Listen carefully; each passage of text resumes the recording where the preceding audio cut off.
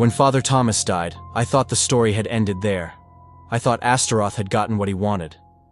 But 2 days later, while I was cataloging his final belongings for the diocese, I discovered something that shouldn't exist. A box forgotten since 1912, sealed with a handwritten warning. Do not open. Real danger. Inside were documents describing a manifestation identical to Melissa's, occurring 7 decades earlier. And worse than that, the priests of that era wrote something the father never mentioned. Astaroth was not the only one. He was merely the first. From this point on, Daniel's story stops being a narrative and becomes a warning. If you don't want to miss how this hierarchy ends, make sure your notification bell is turned on. The cycle is only beginning. I don't remember exactly when I began to suspect that Father Thomas's case wasn't the beginning of anything, but rather a small piece of something much older, like a late echo. Perhaps it was after the priest's death. Perhaps it was the night I found the renamed audio file on my phone without having touched it. Or perhaps it was upon returning to the parish, when I felt that same unnatural cold in the hallway the priest had described on the tapes. The real turning point happened 2 days later, when I was called to the Diocese of Scranton to officially hand over Father Thomas's belongings. I was trying to act like a neutral journalist, a professional fulfilling a bureaucratic duty. But inside, I knew something was wrong from the moment I stepped through the door of that old building, with wood darkened by time and the smell of paper stored for decades. The secretary, a silent and overly cordial man, handed me a small box with some documents that, according to him, originally belonged to the historical archive of the diocese, not to the priest. He asked only one thing: if you could return this to the dead files. Prefer not to open anything. These things are too old, and some of them guard a past we do not want to. Nobody talks about a box of papers like that. I carried the box to the basement, a stuffy storage room lit by faint filament bulbs. The smell of ancient dust was oppressive. There were metal shelves with labels from different decades: 1910, 1920, archives of the order, uncatalogued documents. That was when I noticed something. The box had a handwritten label, the script shaky, the brown ink already faded. 1912 session. Do not open. Connection with later cases. My stomach sank. There was nothing about 1912 in Father Thomas's reports, nothing in the interviews, nothing in the notebooks. And yet, that old handwriting suggested that Melissa's case hadn't been an isolated event in 1986. It was a continuation, or worse, a repetition. I shouldn't have opened that box, but I did. Inside was a set of yellowed papers, tied with a cord. A strong smell of moldy paper filled the air when I untied the knot. The sheets had notes made by 3 different people, and on the cover, only one title: Record of the Manifestation at St. Helena Parish, January 1912. And then right below, a name I had seen before: Astaroth. The handwriting was firm, precise. It didn't look like the kind of words someone writes without absolute certainty of what they witnessed. As I read, the bulb above me flickered slightly, as if a draft had passed through, despite there being no windows in that basement. The document reported, a 15-year-old girl with symptoms identical to Melissa's. Objects moving without explanation. Shadows that always emerged at 3:06. And most disturbingly, the silent presence of a very tall and pale man with deeply shadowed eyes, watching the ritual from a distance. The priest responsible in 1912 described Astaroth not as a single being, but as a messenger, a herald of 2 other unpronounceable names. My heart raced. Father Thomas died believing the fragment was hunting him, but the 1912 archive said something else. The fragment wasn't hunting him. It was merely carrying the first open door, and there were more doors, at least 2. Upon finishing the reading, I heard a dry sound behind me, like a step. Turning around, for just an instant, I swear I saw the thin silhouette of someone standing at the end of the hallway, but there was no one there. Or was there? Still in the diocese basement, with the 1912 file open on the rusted metal table, I began to notice that the pages were organized strangely. Some were clearly by a single author, firm, almost elegant handwriting. Others seemed written in a hurry, with large, shaky letters, as if the person were afraid someone was watching over their shoulder. But the worst part was at the end of the document. Between columns of notes on symptoms, dates, and testimonies, many of them frighteningly identical to Melissa's, there was a page completely different from all the others. It wasn't an account, it was a warning. The sheet was yellowed, with burnt edges, and contained only 3 lines written in dark ink that had faded with time. The manifestation of Astaroth is not the root, but an echo. He announces that which is to come. 2 names still sleep, and must not be spoken. Below, 2 words had been written, and scratched out with such force that the paper nearly tore. Even so, part of the letters was still visible, though not completely. I brought my face closer, holding the sheet against the flickering light of the bulb. The first name began with Oro, the rest completely obliterated. The second name was even harder, but one could distinguish a B, followed by a thick line of ink. My heart raced. I had seen these fragments before. In one of Father Thomas's notebooks, in notes that he insisted were just generic studies. But now I understood they weren't studies. They were warnings. He knew, or at least suspected. I quickly searched through the pile of papers and found another note, clearly written by Thomas, decades later. There was no signature, but the handwriting was unmistakable. If Astaroth is the herald, then Oribus and Belial are the columns that sustain what he opens. And if one has been awakened, the others will follow the same path. The names echoed in my mind with a weight I hadn't felt since the night I heard that breathing in the audio.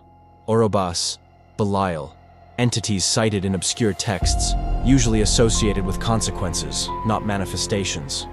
If Astaroth drained people's faith and spirit, these other 2 worked with something deeper, pacts and structural destruction. While I was still holding the sheets, I noticed there was a third note, almost hidden between 2 folded pages. It was a letter written by one of the 1912 priests to the diocese itself. We cannot let another ritual fail. We cannot allow the second door to move. The first has been open since 1912, and what passes through it does not return alone. The bulb flickered again. The hallway at the back of the dead files seemed to darken in an unnatural way. By reflex, I turned my body toward the door. That's when I saw it. At the end of the hallway, for less than a second, there was a tall, thin, motionless figure that didn't look exactly like Astaroth. It was something more solid, more present, as if it were watching, analyzing, evaluating, and then it disappeared. But it didn't disappear like someone turning a corner. It disappeared as if it had never been there, as if it were a glitch in my own perception, an interval between 2 frames of reality. I no longer knew what terrified me more.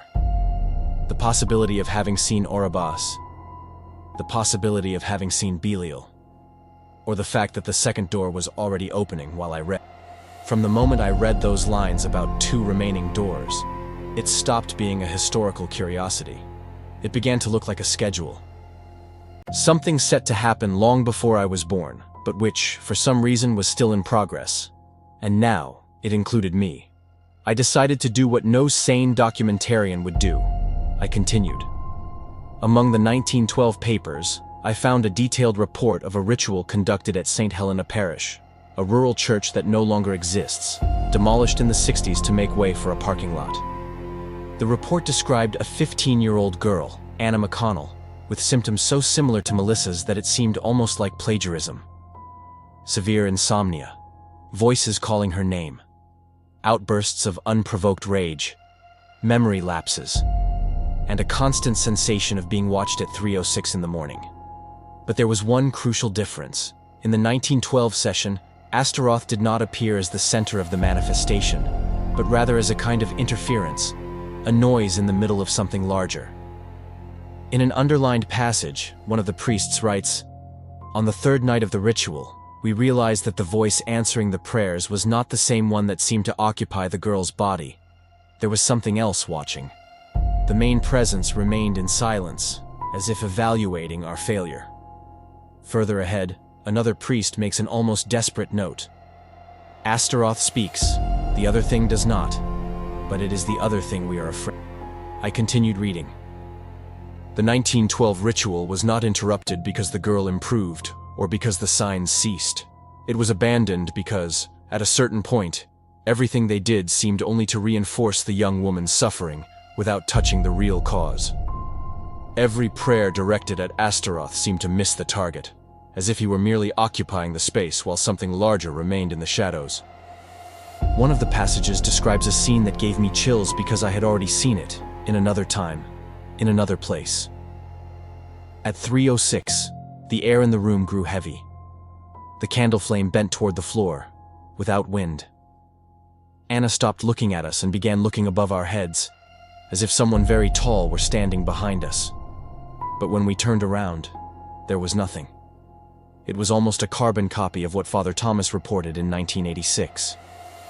What had changed? In 1912, the priests didn't interrupt the ritual out of exhaustion, but out of fear. They formally wrote to the diocese asking for authorization to end the case, due to the impossibility of effective action, high risk to those involved, and evidence of the presence of an unsolicited entity. In other words, they invited one, but two came to watch. That was when a footnote caught my attention. Written in another hand, possibly from someone at the diocese. First door, compromised. Second door, do not activate it. If another similar ritual is attempted in the future, the risk of alignment between manifestations will be unacceptable. Alignment between manifestations. The expression stuck in my mind. 1912 and 1986. Distant dates, but united by the same elements. A young victim, a priest in doubt, an interrupted ritual, a herald demon, and something larger that had not fully manifested. Yet. When I came up from the basement and returned the partially organized box to the secretary, he took it with far too much care, like someone holding something alive. "Did you find what you needed?" he asked. I could have lied. I could have said no, but I only replied, "I found something that wasn't finished." He swallowed hard. He asked no more questions. That night, back in my apartment, I opened Father Thomas's audio files once again, and in one of the clips I had ignored before, I heard something that sounded different now. "Daniel, you think you are documenting the end of a story, but you have arrived in the middle of it." I hit pause, because for the first time I understood. What happened in 1986 was not the beginning of anything. It was the second movement. And I was starting to suspect that the third was yet to come, and that I wasn't just close to it. I was part of the mechanism. I always thought demons were just hidden, invisible entities, linked to primitive fears. But Orobas did not work that way. He didn't need to appear as a phantom or a shadow. He didn't need to cross doors or windows. Orobas infiltrated that which sustained our very perception of the real. And I realized this the night following my visit to the diocese. I was at home, editing the final interviews with Father Thomas. The only light came from the monitor, projecting bluish tones onto the walls. The audio had static, so I put on headphones to adjust the noise gate. That's when I noticed something strange in the recording. The first time I heard it, the priest said, "Astaroth, he does not work alone." But now, listening carefully, the sentence was not the same. Or rather, it didn't seem the same. The priest said, "Astaroth, he does not work alone, with me." I hit pause immediately, rewound a second, played it again. This time, the audio was as it was the first time. Does not work alone. I took the headphones off slowly. I sat there, still, trying to rationalize it. Audio glitch, fatigue, psychological projection. But seconds later, my phone vibrated on the table. When I picked it up, the screen showed an unexpected notification. Audio recorded automatically, 3:06 a.m. I stared. I hadn't recorded anything. And it wasn't 3:06 in the morning. It was 10:14 p.m. The file was 19 seconds long. I hesitated before opening it, and perhaps I should have stopped there. But I hit play. The first few seconds were just ambient noise. Then, something started to speak. But it wasn't a voice, not exactly. It was as if two versions of myself were speaking over each other, with minimal differences. The first voice said, "You are alone in the apartment." The second voice said, "You are not alone." Simultaneously. Overlaid, yet disagreeing. It was impossible.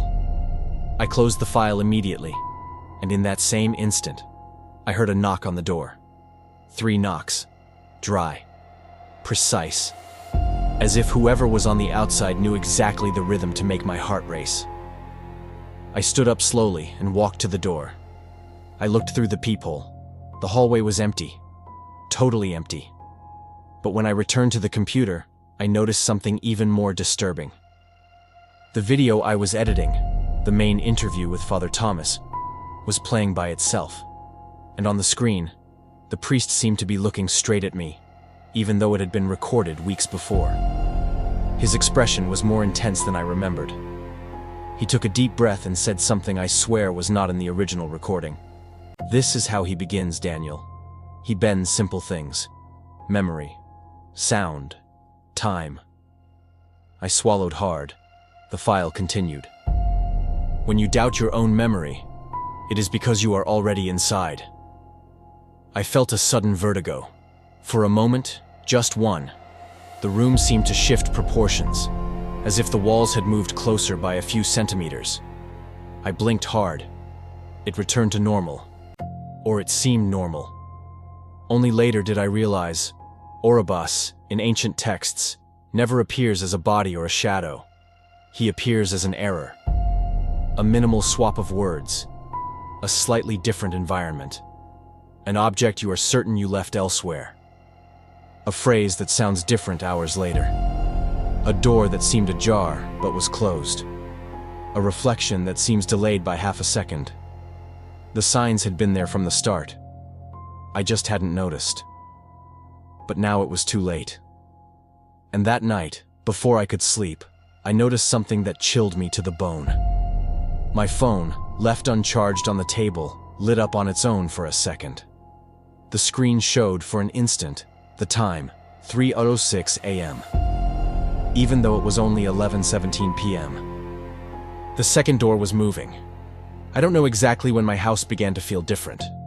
There was no sudden change, no flying objects, no doors slamming like in the movies. Oribus never acts in an obvious way. He prefers subtlety, because subtlety destroys the mind faster than any haunting. The first thing I noticed was in the bathroom. I was brushing my teeth, exhausted, thinking about the 1912 file, when I looked into the mirror and noticed something that, at first, seemed like mere fatigue. The reflection of my face was a bit paler than usual. Nothing supernatural, just exhaustion, I thought. But then I realized my movements were perfectly synchronized, except for one detail. My reflection blinked one frame before I did.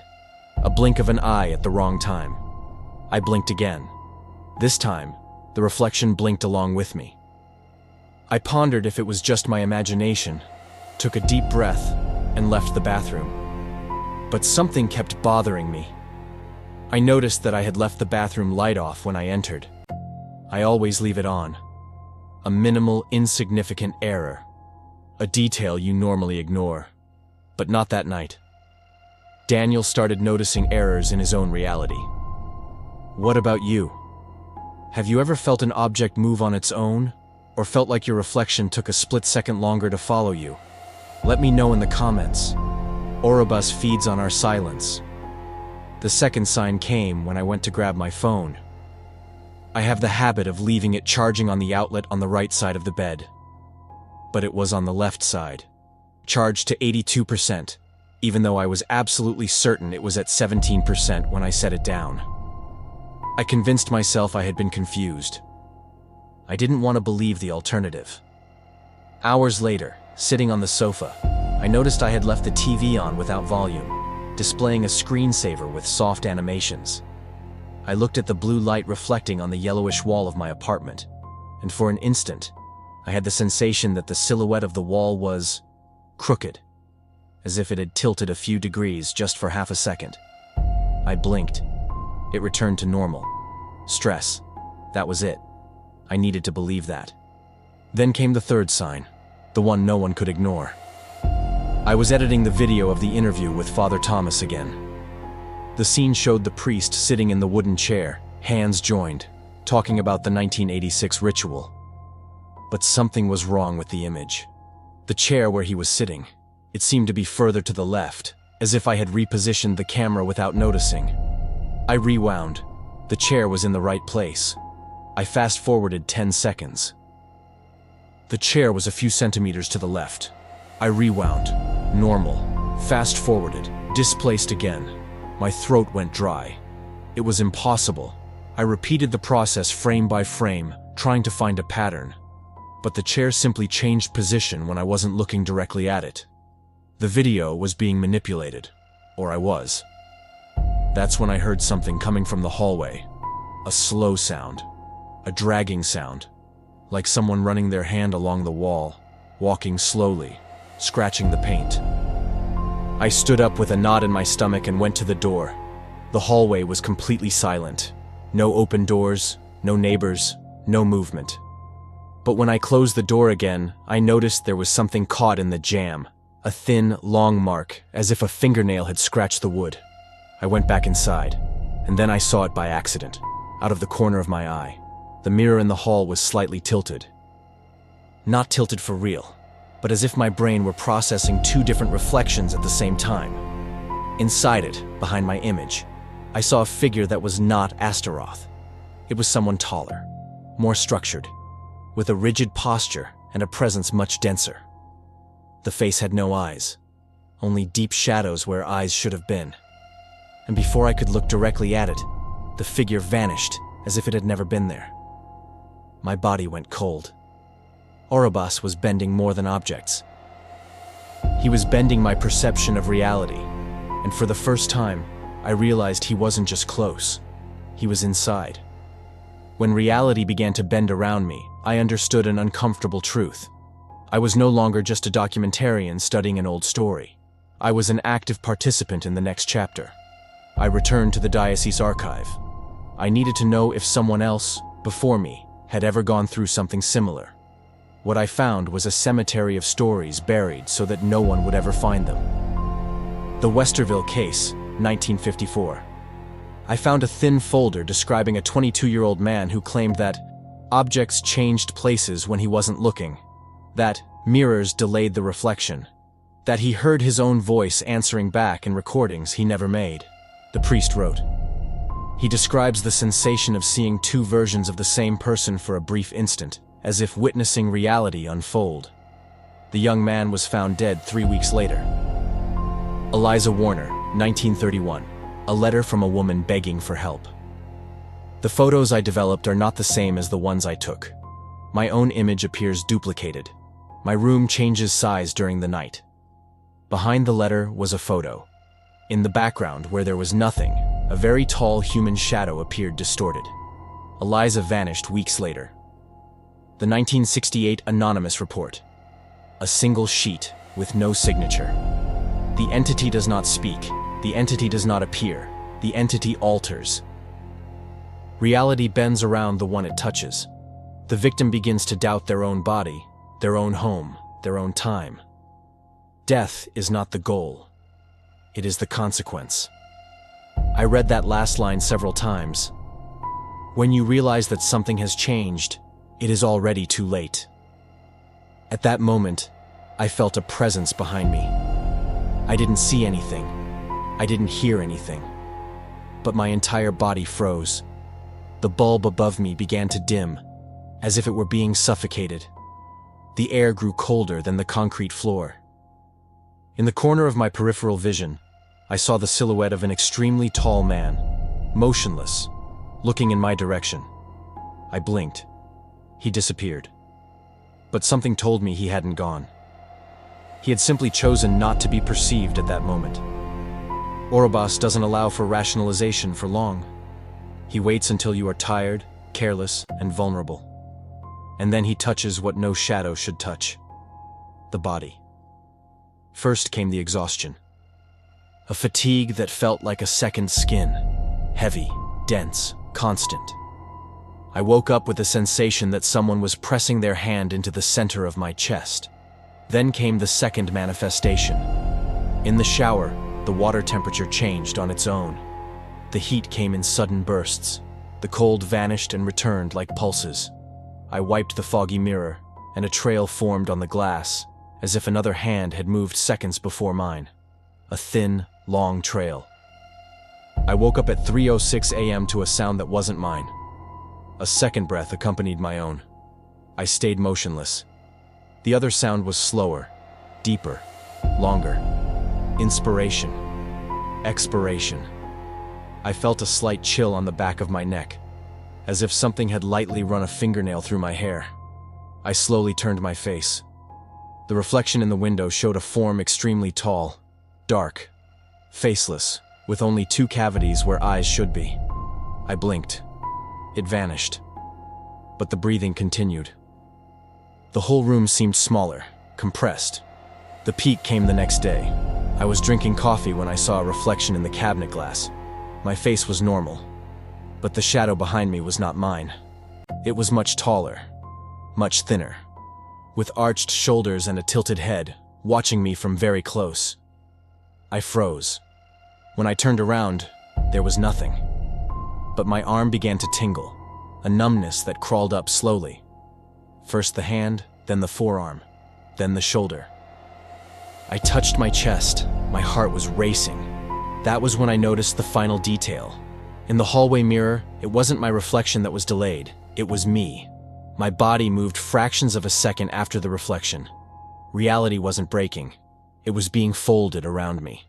I remembered a note from the 1931 report. When the body begins to react, it is because Orobas has stopped observing and has begun to intervene. This meant only one thing. The second door was no longer just opening. It was crossing through. After that night, I noticed a change in the pattern of the manifestations. Orobas didn't just want to bend my perception anymore. He wanted to isolate me, and it didn't take much effort. I began to lose track of time. Hours vanished. I would wake up without remembering having slept. Files on my computer appeared with modified dates, and I knew I hadn't touched them. But the worst part began when the voices returned. Not anonymous voices, not indistinct murmurs. Known voices. The first one I heard was Father Thomas's. I was transcribing the final interviews when, in the absolute silence of the room, I heard his voice saying my name. Not through the headphones, I had taken them off minutes before, but behind me, near the door. Daniel. The intonation was the same. The breath between syllables was the same. The weakness in the voice, the hesitation. Everything was the same. I turned quickly, but there was nothing. That was when I noticed the most disturbing detail. The voice I heard was not the recorded voice. It was his voice, as if he were alive. I closed the laptop immediately, trying to contain the trembling in my body. But it wasn't just his voice. The next night, I heard another. A female voice, young, terrified. I was in the bedroom, turning off the lights, when a faint whisper echoed through the dark hallway. "Help me." I froze. It was the voice of Melissa Carter. Not the voice of an adult woman. Her voice at 17, exactly as in the original police records and the accounts from that time. I had never heard her on audio. There were no recordings of Melissa, but my mind recognized it instantly. I walked slowly into the hallway, as if my feet were glued to the floor. The streetlights cast long, crooked shadows on the walls. "Please, help me." The voice came again. The same broken intonation, the same muffled crying. A desperate plea, but without an origin. Then, something worse happened. My phone, which was in the bedroom, rang. Not as a call, not as a notification. It rang as if someone had used the automatic recording app. The screen lit up on its own. It showed a newly created file. Rex 3:6 a.m. ya 1. It was 10 p.m. I pressed play with my breath held in my chest. The first thing I heard was a familiar hiss, like heavy static recorded in very silent environments. Then slowly, a voice emerged from the background noise. It was the same woman. "He is not just him." My heart raced. The voice grew clearer, closer, as if she were whispering directly into the microphone. There is another with him. I closed the file instantly. But even with the screen off, I could still hear the voice echoing inside my head. Not as a memory, but as if reality itself were still vibrating with it. That was when the pattern became clear. Orobas does not imitate voices.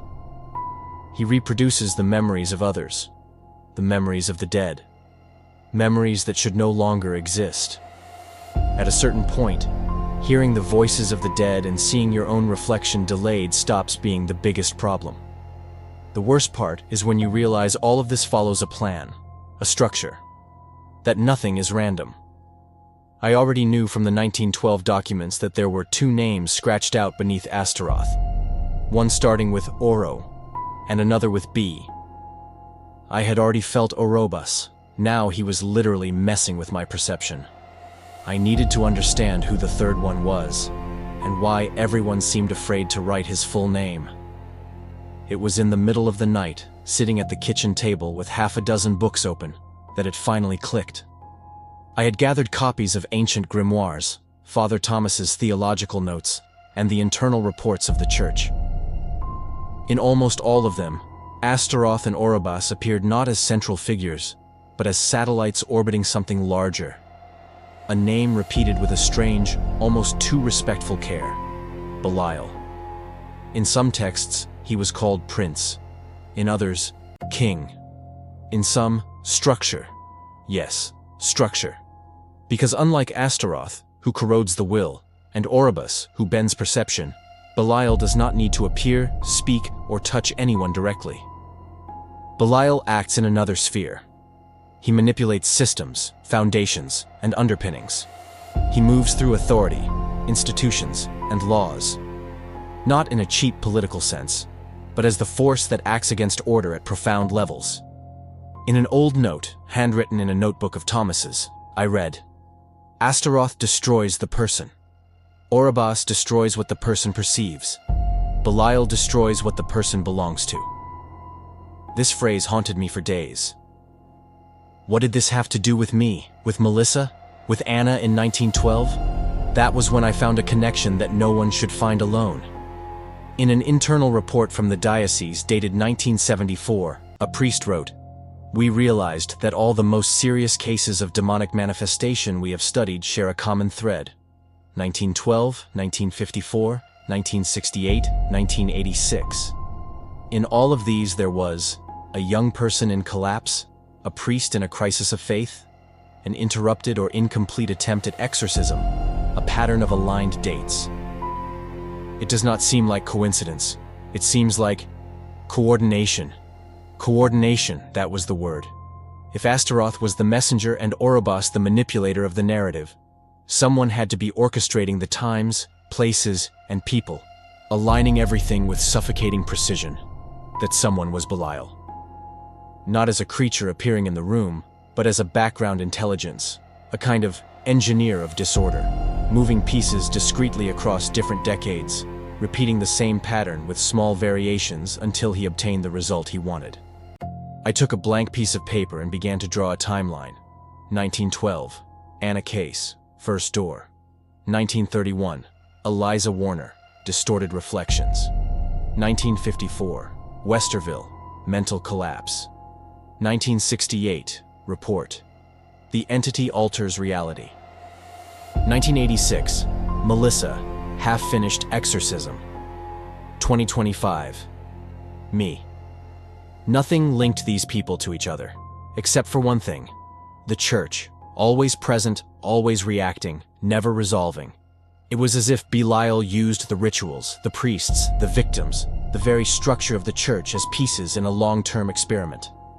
In one last, nearly illegible note, likely from a theologian who didn't sign his own text, there was a dry summary. Belial does not enter through the door.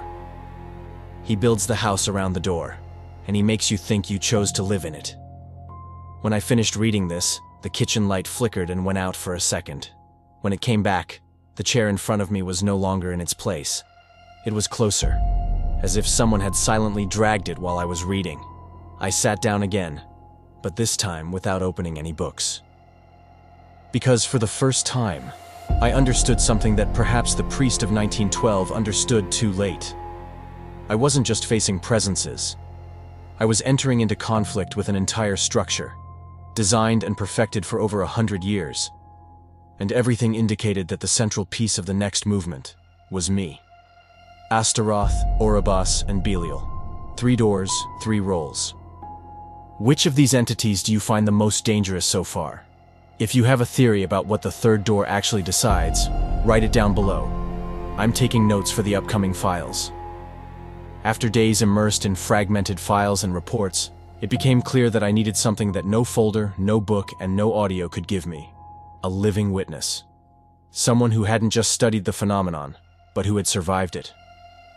That was how, scouring old reports, I repeatedly found the name of a priest who appeared as a consultant, annotator, or reviewer across the same decades. Father Samuel Hartman. Apparently, he had studied cases of possession and failed exorcisms since the 70s, and then disappeared from public life without explanation. The only lead said he was voluntarily secluded in a monastery in rural Virginia. No document explained the reason. No report mentioned his departure from the active church. No current priest seemed to know who he was. That, in itself, spoke volumes. I drove there on a cloudy morning, with a strange chill running through my body, ever since I hit the rural road. The monastery sat atop a hill, surrounded by dry trees that all seemed tilted in the same direction, as if the wind had blown once and stayed there forever. Upon arriving, I was received by a young monk, his expression too calm, almost anesthetized. "You've come to see Father Hartman?" he asked before I even spoke a name. "Yes." "How did you know?" "Because he said you would come, weeks ago." A shiver ran down my spine. The monk led me through a narrow corridor lit by dim lamps. The entire building smelled of old paper, damp wood, and something metallic, perhaps rust. We knocked on a door. The monk left me alone there. From the other side, I heard shuffling footsteps. The door opened slowly, and I saw the man who studied what no one else had the courage to. Father Hartman looked to be in his 80s, but his eyes were alive, alert, deep, possessing a lucidity that was almost painful, like someone who has seen impossible things and had to keep on living anyway. "Come in, Daniel," he said. My body froze. "How? Do you know my name?" He smiled bitterly, almost sadly. When you research entities that interfere with time, time becomes different for you as well. The room was small, but filled with stacks of books, maps from different decades, diocese folders with red seals, and dozens of photographs I preferred not to look at closely. He pointed to a chair. "Sit. I think you've already realized that your case is not isolated." "No," I replied, sitting down slowly. "But I still don't know what Belial wants." The priest tilted his head as if evaluating my courage. "Belial doesn't want people, Daniel. He wants structures. He wants systems. He wants reality to lose its shape. He doesn't enter houses. He enters centuries." That chilled me to the bone. "And Astaroth and Oribos?" Hartman took a deep breath. "Astaroth opens doors. Oribos bends what is inside them. But Belial keeps the door open, while the world continues to think everything is the same." He handed me an old photograph taken at the monastery in 1987. It was a group of priests gathered for a spiritual retreat. But in the background, in the left corner of the photo, there was a dark smudge, taller than everyone else. A silhouette where no one should have been. "I supervised that retreat," said the priest, "and I ensured no one was in that corner when the photo was taken." "Do you think it was Oribos?" he answered before I could finish. "He tries to insert himself into records, into memories. He doesn't want physical presence. He wants historical presence." I rubbed my face, trying to process it. "Father, what happened to you? Why did you leave the active church?" He was silent for a few seconds. Then he rolled up the sleeve of his cassock. His arm was covered in small linear scars, all parallel, all equally spaced, as if something had scratched his skin in a precise, calculated, repeated way. something not human. This began after Westerville, 1954, he said. Every time I tried to investigate deeper, something touched me while I slept. Not with violence, with intent. With a mark. It was a warning. Stop looking. I swallowed hard. But you didn't stop. He smiled again. A devastated smile. No. And I paid the price. I couldn't remain within the church. They needed to maintain the narrative that everything was under control. But I saw the structure falling apart. He leaned toward me, resting his hands on the table. Daniel, you are too involved. They know who you are. You weren't recording a story. You were being led into it. I felt my legs go weak. You mean I was chosen? Not chosen, he corrected. Positioned. Since long before you ever met Father Thomas. My heart hammered. Does that mean I can't leave? The priest breathed deeply, like someone carrying decades of pain. Daniel, no one leaves when the second door opens. Silence. Only the sound of the wind hitting the monastery windows.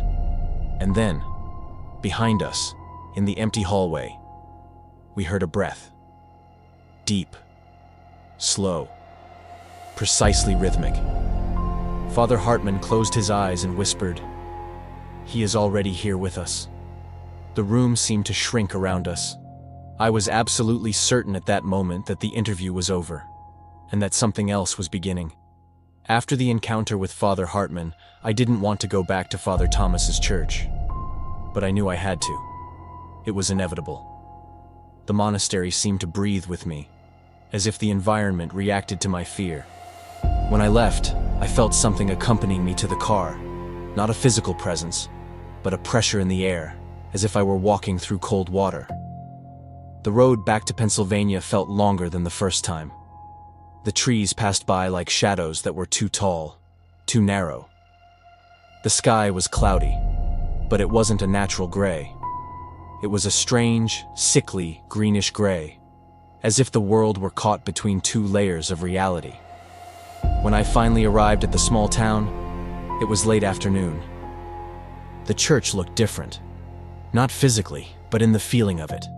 It was as if the entire building were waiting. I entered through the side door. The hallway, lit only by the faint light coming through the stained glass windows, was far too silent. There was no echo of my footsteps. Every movement seemed absorbed by the walls. My entire body was tense. I walked to the sacristy where Father Thomas used to record with me. The smell was the same. Old wood, dust, and something as subtle as it was unpleasant, like the odor of pages burned a long time ago. I turned on the recorder and left it on the table. I was about to start recording my impressions when I felt a change in the atmosphere. A dry sound. Tock, tock, tock. Someone was knocking on the main door of the church, slowly, counting the intervals, as if they had all the time in the world. I walked down the hallway to the entrance, my hands sweating. When I opened the door, the cold wind rushed in, but there was no one there, nobody. The street was deserted. I sighed, relieved far too much and far too quickly. I closed the door, and that's when I heard it. Breathing. Right behind me. I turned slowly. Nothing. But the sensation remained. I went back to the sacristy, trying to maintain my lucidity. It was at that moment I noticed that the wall clock, old, analog, always marking time irregularly, had stopped. Stopped exactly at 3:06.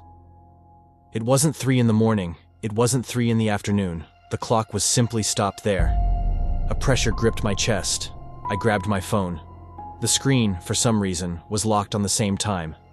3:06 a.m., even though it was nearly 7 p.m. And before I could try to understand, I heard the first impossible sound of the night. Not a sigh. Not a murmur. A dragging sound. Father Thomas's chair, the one he sat in during all the interviews, moved on its own. Slowly. As if someone very tall, very heavy, and very patient had pushed it with their fingertips. It slid about 3 centimeters and stopped. I lost my breath. It was the first incontestable physical manifestation. And it wasn't Astaroth. The movement was too precise, too calculated, too methodical. It was Belial. Seconds after the chair moved, something even more disturbing happened. The stained glass window on the left wall, which depicted an image of Archangel Michael defeating a demon, began to darken from the inside. Not in the way light changes at dusk, but as if someone had placed a layer of shadow between the glass and the outside world. The outlines of the figure in the stained glass began to lose definition. The colors became blurred. The blue of the sky vanished like ink being drained. And then, the glass cracked. A single snap. Sharp, precise, direct. I ran to the window, expecting to see a common crack. But that wasn't it. It wasn't cracked from the outside. It was cracked from the inside, as if the glass were being unmade by a force that did not respect matter. It began with a small vertical fissure, then another horizontal one. Then, razor-thin lines connected, creating a geometric pattern that I recognized immediately. I had seen that symbol before, in the 1912 papers, in the marks left on Eliza Warner's body, in the scratches on Father Hartman's arm, the seal of Belial, the second movement, the second door.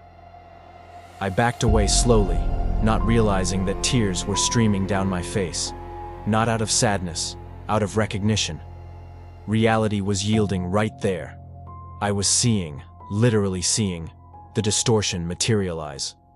The stained glass began to darken even more, and then an eye appeared from behind the glass.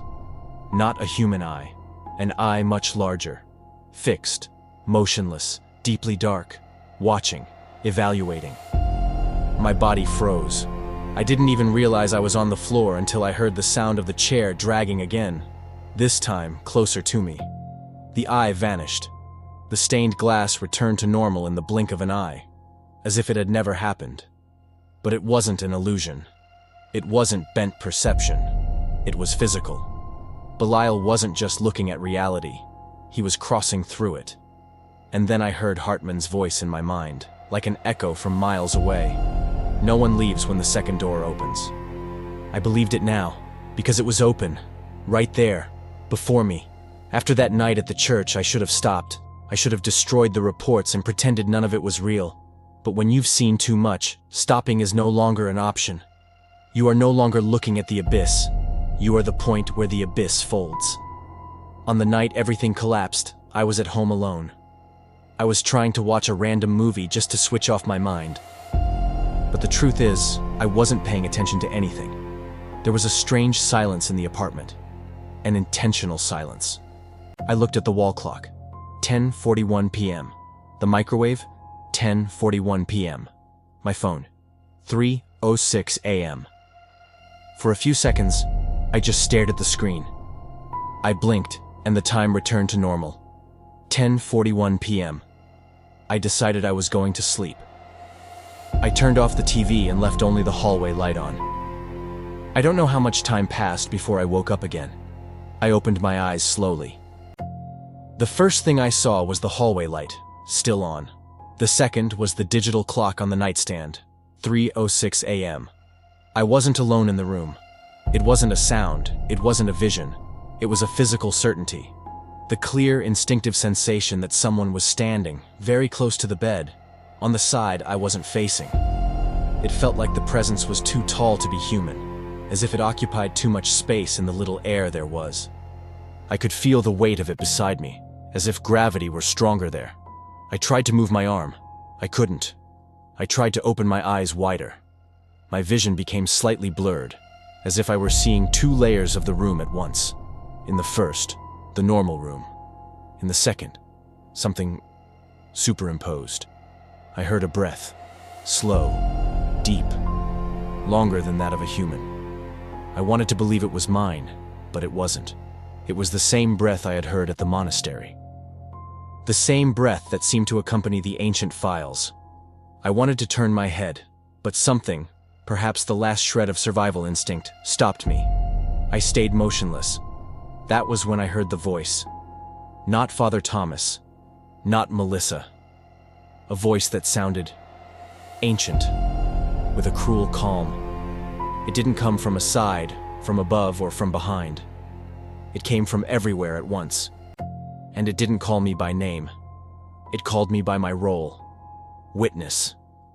The sound didn't reverberate off the walls. It reverberated in me. The voice continued. You are seeing what they hid. You walk where they failed. You are at the point where the doors touch. I finally managed to turn my head a few centimeters. There, in the bedroom doorframe, projected by the flickering light, was a massive shadow, taller than the ceiling, narrow, with very pronounced shoulders. But the shadow didn't come from anyone. There was no body in front of the light. It was the projection of an absence. Then I realized there was more than one layer of shadow. Behind the tall shadow was another, thinner, hunched over, the classic outline of Astaroth. And behind that, a distortion in the very edge of the door, as if space were folding in on itself. 3 layers. 3 presences. The voice spoke again. First he opens. Astaroth. Then he bends. Orobus. And then, I sustain. Belial. The hallway light went out. For a second, there was absolute darkness. But in the dark, something impossible happened. I saw more, not with my eyes, with my mind. I saw the church from 1912, the parish from 1986, the hallways where Eliza ran without finding an exit, Ray Delgado's cruiser in the rain, Melissa staring at the cracked mirror. Everything was superimposed on my room, as if all these places, in all these eras, were at the same point, connected by the same invisible line. I was no longer just an observer. I was the point of intersection. When the light returned, I was sitting up in bed, panting, my hands clawing the sheets. I didn't remember getting up. The clock still read 3:06 a.m. The days that followed were not normal. There was no silence, no rest. Orobas had already stepped in. Belial was already sustaining. The second door wasn't just open, it was functioning. It was in this state, exhausted, confused, that I received a seemingly ordinary email with no recognized sender. The subject said, "Another door already existed." The body of the email was a single sentence. The entities do not emerge in sequence. They emerge in hierarchy. The third door does not open. It commands. Before I could click delete, my phone vibrated. An automatic recording notification. The file was named Paimon So Wonban Wov. I had never spoken that name out loud. I had never searched for it. I hesitated for long seconds before pressing play. Unlike the distorted recordings of Orobas, this one had no noise, no static, no interference. It was as if the recording had been made in a studio completely isolated from sound. And what I heard was not a demonic, deep, bestial voice. It was much worse. I heard multiple voices, perfectly overlaid. Male voices, female voices, children's voices, elderly voices, all speaking the same phrase at the same time. You open 2 doors. The third is watching. My stomach turned. My entire body tingled. Because for the first time since the beginning, there was no threat in the sentence. There was no pride, no anger. There was only a statement of fact. The file ended with 3 seconds of deep breathing, but not human. It was too rhythmic, too precisely spaced, mathematically calculated. A signature. My phone screen went black. When it lit up again, the time was 3:06 a.m., even though it was noon. The battery dropped from 87% to 1% instantly, and the device turned off. I sat on the living room floor and realized I wasn't afraid. I was empty. The documentary I started, thinking it was about faith, trauma, and regret, had turned into something else. I was no longer the interviewer. I was the continuation. The cases of 1912, the dead of 1954, Eliza in 1931, Melissa in 1986, Father Thomas, Hartman, me. Everything followed a pattern that only made sense now. The door 1 opens. The door 2 sustains. The door 3 decides. And Paimon, according to the ancient texts, does not act as a messenger or a manipulator. He acts as an occupant. He does not ask for passage. He demands territory. When I closed my laptop that night, I noticed the hallway behind me was darker than it should be. In the dark, for a second too brief to record, I saw 3 silhouettes. One small and arched, Astaroth. One tall and distorted on the edge of my vision, Orobas. And a third, human proportioned, but erect, motionless, looking directly at me, Paimon. I blinked. They were gone. But I knew. The third door wasn't opening. It had already chosen. And I was the place. On the last page of the 1912 file, one of the priests recorded that the herald opened the first door, and that 2 other names, scratched out with force as if the writer were afraid to write them, would remain awaiting the next century. While I read this sentence in the dead files, the lamp above me flickered, the hallway darkened, and for a single second, the long-limbed shadow of Astaroth emerged behind me, only to vanish when I turned. But that wasn't what terrified me. The document said clearly, "When the first door moves, the other 2 shall follow." Well, everyone, that's it for today. Honestly, after reading Daniel's latest report, I've been catching myself checking the mirror just to make sure my reflection is actually in sync. It feels like the more he uncovers, the deeper we all step into that dark hallway with him. But now, I want to hear from you. What do you think of Daniel's saga so far? Do you think he has any chance of closing those doors? Or is his path already set in stone? Where in the world are you hearing this whisper from? Comment below with your city and country. I love knowing how far our stories are traveling across the globe. Got a suggestion? If you know of a real-life case, an obscure account, or a strange place that deserves to be investigated here, write it in the comments. I read every single one, seriously. If this story gave you the chills, don't stop here. Take a look at the other videos on the channel. There's plenty more buried in our archives that you haven't seen yet. Thank you so much for watching. The Whispered Terrors family truly appreciates your support.